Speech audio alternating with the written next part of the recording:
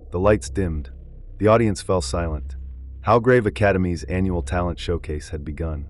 Jalen Cray stood at the center of the stage, sweat prickling at his neck under the warm glare. A single mic. A breath. Then, silence so sharp you could feel it slice through the velvet-curtained auditorium. He sang. His voice, raw, layered, heartbreakingly precise, poured into the silence. No backing track. No accompaniment. Just him. Just the truth. Each note carried a quiet fury, each lyric shaped by years of restraint. It wasn't imitation. It was transformation. The crowd sat frozen. Then someone stood. Applause cracked through the stillness. It spread, row by row, rising into a standing ovation. Jalen blinked, dazed, stunned by the swell of approval. But then, a screech. Feedback exploded from the speakers. Lights blinked. The audio twisted, mangled. The last chorus warped into a broken loop. Jalen's voice, digitized, mocking, reverberated back at him. Laughter. Not from everyone, but enough. The curtain dropped too fast. Jalen was rushed off stage, stunned. Backstage, no one met his eyes. That night, Halgrave's exclusive student network buzzed. By midnight, a video surfaced. It wasn't just the performance. It was edited, spliced with clips of Celeste Cray, Jalen's mother, performing the same song decades ago. She, radiant and untouchable. He awkward and still. The caption read, "Is talent genetic or just rehearsed?" The truth about Jalen Cray's legacy. Link in comments. The account was anonymous, but the style was unmistakable. Preston Vance. Jalen stared at the screen. The views climbed, 7K. 12K, 40K. Comments filled with thinly veiled cruelty. He's just lip-syncing her career. Nepotism baby. Yawn. We get it. Your mom's famous. He turned off the phone, but the silence buzzed louder. Answer your damn phone. Celeste's voice erupted through the line when he finally picked up. Mom, don't. I saw it, she snapped. That garbage video. I'm coming home. No, his voice cracked. That'll make it worse. Jalen.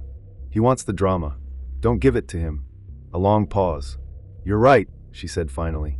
But I'm still your mother. Let me help. The line went dead. Jalen sat alone in the dark. The glow of the campus outside flickered through blinds. He heard rustling. His roommate, Eli Spence, was at his desk, hunched over a laptop. They'd barely spoken all semester. Eli was quiet, private. Now he spoke without turning. My dad's a defamation lawyer.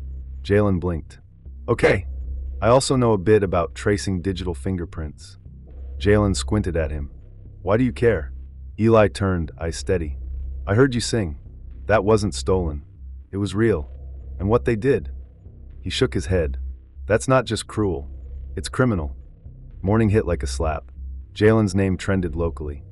If you're enjoying this story, kindly do us a favor and subscribe to our channel. It is free and won't cost anything, but it means the world to us. We're just a small channel trying to grow. Thank you, and back to the video. The school cafeteria murmured with whispers that stopped when he passed. No staff approached. No apology. No investigation. Preston, on the other hand, basked. Dressed in a pristine blazer, he strolled the quad like a victorious general. He posted cryptic updates. Integrity matters. Just saying. #originality over inheritance. In his journalism class, Ms. Darris, the school paper advisor, asked him to stay after. She didn't mince words. You know who posted the video? Jalen nodded. I've got something. I wasn't sure when, or if, I'd use it. But now, she turned her screen. Folders lined her desktop. I've recorded every student council meeting. For transcription. And evidence. She opened one. Preston's voice filled the speakers. Cold. Precise. We let too many of them in. They ruin the curve. They don't belong. Another file. I can push the disciplinary board to investigate her. We've done it before. Scholarship kids crack first. Jalen sat back, eyes wide. He said this in meetings? She nodded grimly. Arrogance breeds carelessness. The final file was worse. Laughter. Preston again. Let's just make him a footnote in his mommy's Wikipedia page. Ms. Darris looked him dead in the eye.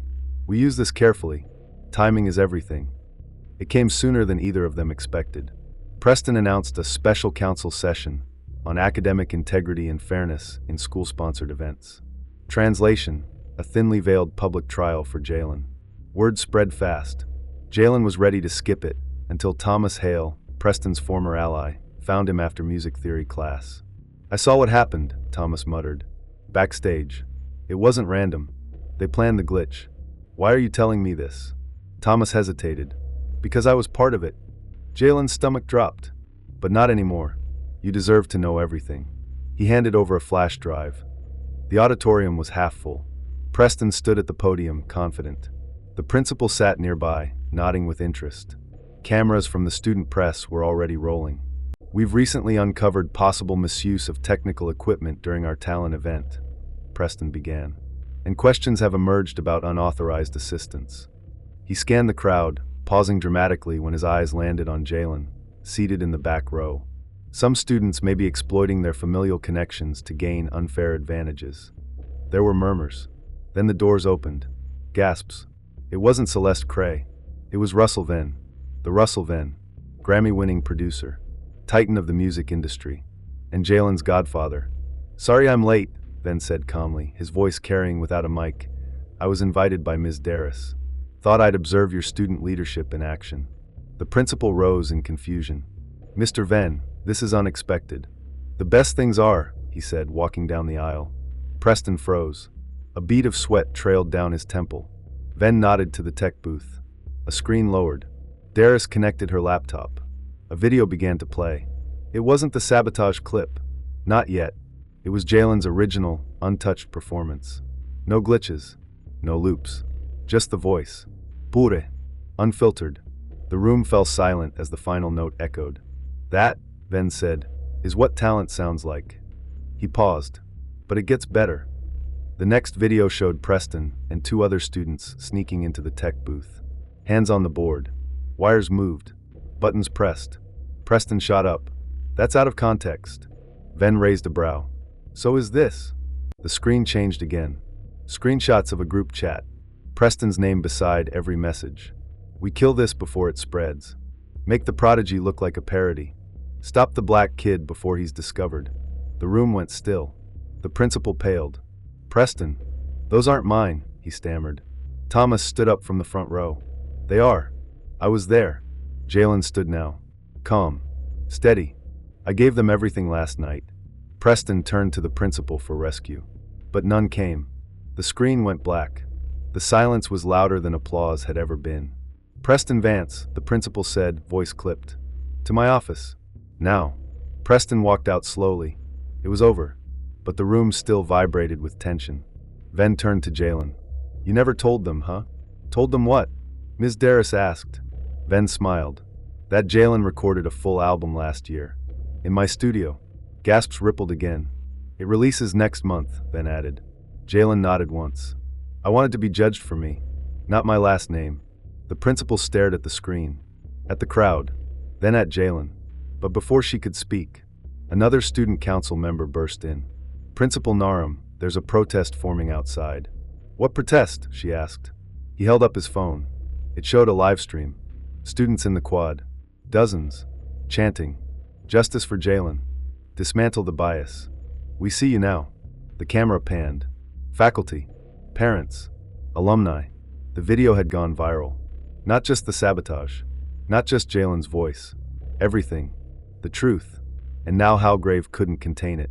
Jalen looked out the auditorium doors. The world was watching. If you're enjoying this story, kindly do us a favor and subscribe to our channel. It is free and won't cost anything, but it means the world to us. We're just a small channel trying to grow. Thank you, and back to the video. The chant outside grew louder. Justice for Jalen. Justice for Jalen. It echoed through the auditorium walls like thunder. Principal Narum stood frozen in the aisle. Face pale. Jaw clenched. The chant wasn't just noise. It was a reckoning.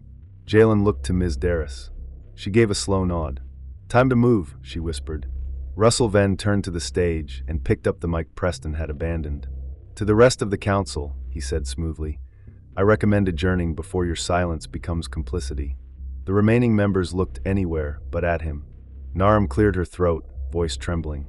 Dismissed. Everyone, go back to your dorms. But no one moved. Eli stepped beside Jalen. You need to see this, he whispered, showing his phone. Look. The live stream had gone global. Over 500,000 viewers. Comments rolling in by the second. Halgrave Academy exposed. Systemic racism in elite schools again. Jalen Cray deserves an apology. And a Grammy. Then Eli showed him something else. A post. From the official Halgrave account. We are investigating recent events related to the student showcase. We will uphold our standards of fairness and integrity. But there was one problem. That post hadn't been authorized by anyone in the admin office. Jalen frowned. Who posted that? Eli shook his head. No one there knows. It's like the account was hijacked. In the administration wing, things moved fast. Preston's father, Hunter Vance, an executive at a powerful media firm, stormed into the office. His voice boomed behind closed doors. Threats, legal jargon, demands. You're crucifying my son based on a faked video and petty jealousy. But then another blow landed. One of the journalists from the city's largest news outlet had shown up. She asked for a quote. Then she showed them the footage. The unedited footage. From 3 angles. Each showing Preston and his allies tampering with the tech booth. One shot from the stage's own overhead cam. Another from a hallway security feed. The third, sent anonymously. It wasn't just sabotage. It was strategic. Coordinated. Someone had been watching. Recording. Waiting. Meanwhile, back in the dorms, Jalen paced. Something's wrong, he muttered. This blew up too fast. Eli frowned. You're saying it shouldn't have? No, I mean, it's like someone wanted this exposed. All of it. But not for me. For something else. Eli narrowed his eyes. There was a timestamp in one of the leaked clips. Weeks old. What? That means someone had the footage before the showcase. The room went silent. Which means, Eli continued, Preston wasn't the only one with a plan. Across campus, in the journalism lab, Ms. Darris sat with a folder. Inside, years of notes. Meeting transcripts. Quiet observations she'd made while working at Halgrave. Patterns. Names. Incidents swept under rugs. One stood out, a former student named Casey Imler. Expelled 4 years ago under mysterious charges. She hadn't thought of her in ages, until a note appeared in her inbox the morning after the showcase. No sender. Just a subject line. Remember me? Attached, the first leaked video. The untouched performance, with a watermark in the corner. Imler unit. The next morning, the headmaster was gone. No explanation. Just a message. Principal Naram has taken administrative leave. Effective immediately. Her replacement was announced, interim of course. Vice Chancellor Nira Kane. She entered the office like a shadow. Tall, poised, precise. Not warm, not cold. Surgical. She gave no press statements. She ordered no assemblies. But changes began within the hour. All tech access was frozen. Campus Wi-Fi restricted. Every student account was logged and reviewed. Halgrave was locking itself down. Jalen received a notice. You are under formal review. Please report to Chancellor Kane at 3 p.m. He went, but not alone. Russell Venn came with him, briefcase in hand. When they entered, Nira Kane didn't rise. She gestured to the seats across from her. You're not here to be punished, she said calmly. You're here because I need to know how deep this goes. Jalen blinked. Kane tapped her fingers on the desk. You're not the only student this has happened to. Just the most visible. She turned her monitor. A list of names. All scholarship students. All from the past decade. All with some kind of disciplinary incident on their record. Most had left. Expelled. Transferred. Silenced. Jalen's hands clenched. You knew, he asked. No, Kane replied. But I will now. Then she leaned forward. But here's what's interesting. The footage you used to expose Preston? It was sent to my office. 2 days before you performed. Russell raised a brow. I didn't send it, he said. Jalen shook his head. Neither did I. Then someone's playing a larger game, Kane said. And I want to know who. That night, Eli made a breakthrough. He traced the IP behind the first leak. It didn't go to Preston. It didn't even originate from campus. It led to a storage server registered under a different name. Linden Archive, an old facility, now defunct, once used by Halgrave for alumni records. Jalen narrowed his eyes. Why archive my video there? Eli's voice was low. Unless someone was collecting evidence. For years. The next day, the protest outside doubled. Parents started showing up. Alumni issued statements. News vans camped outside the gates. Jalen walked to the old music building, needing air. Solitude. But he wasn't alone.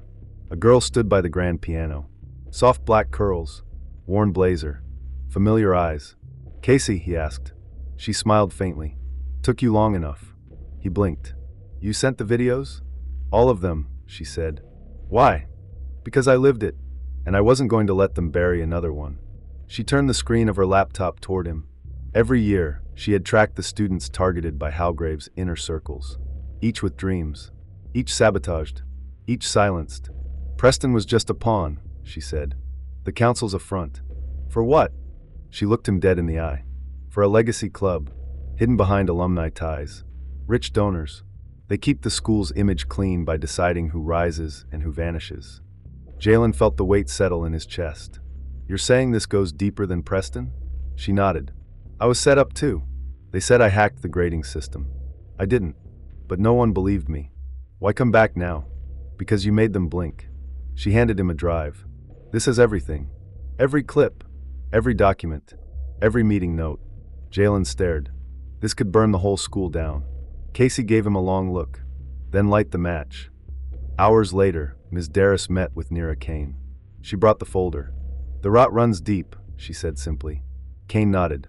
"I believe you, but we need to expose it with precision." Then her expression shifted.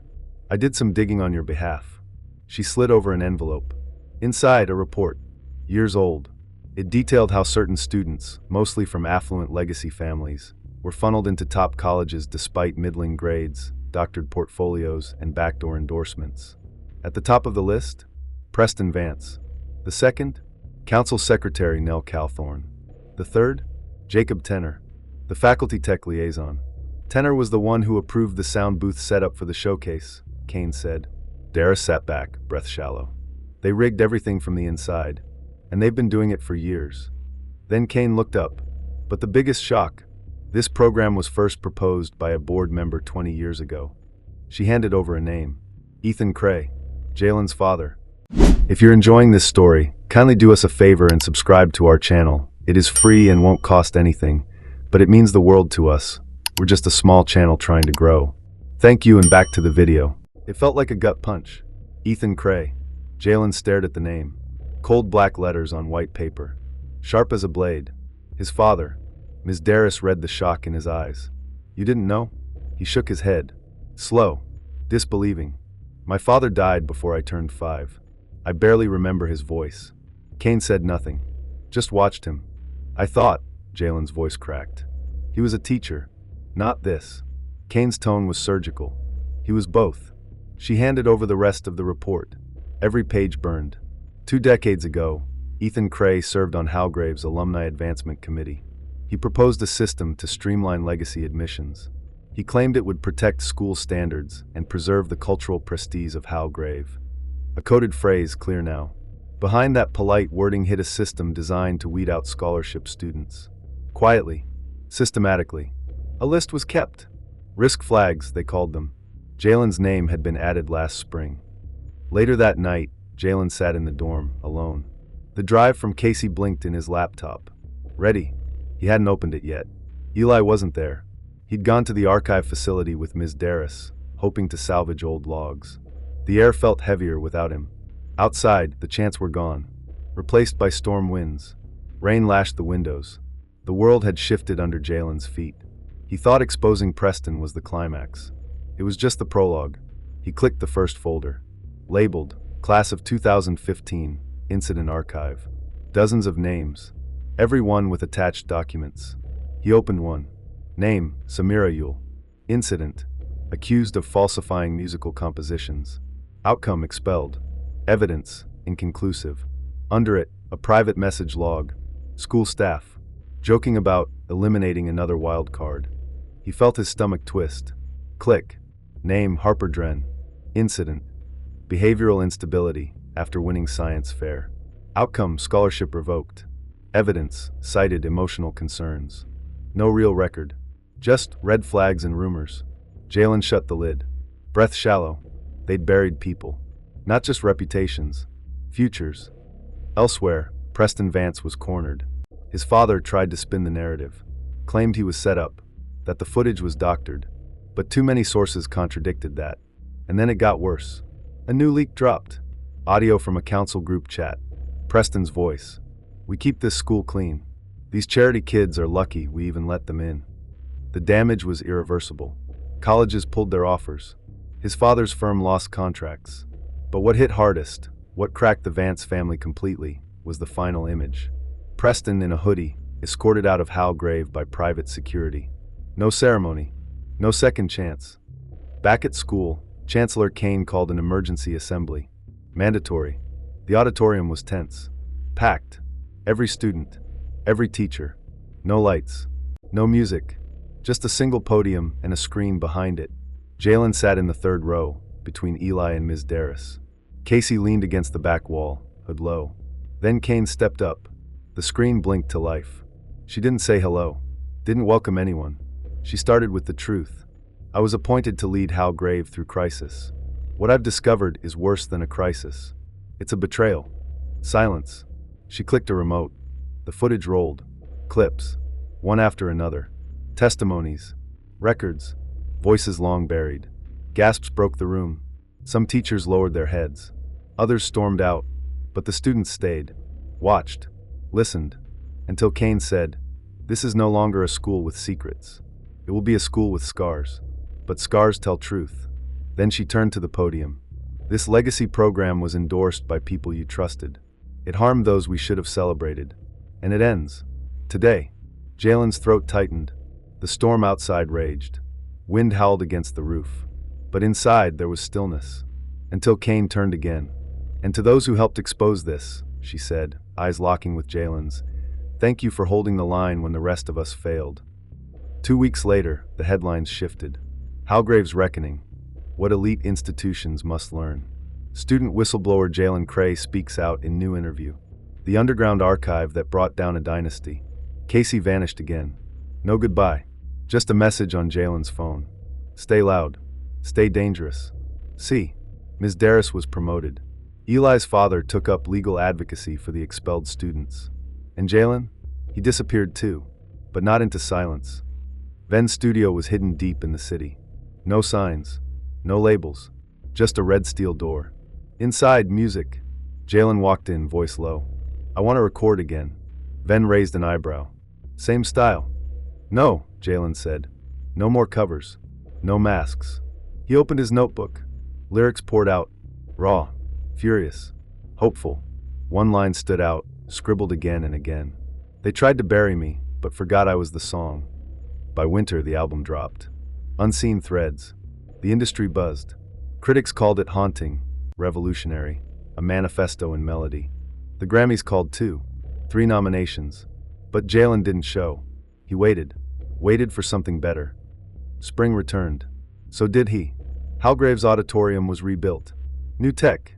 New rules. A new name etched above the door. The Yuledren Performance Hall.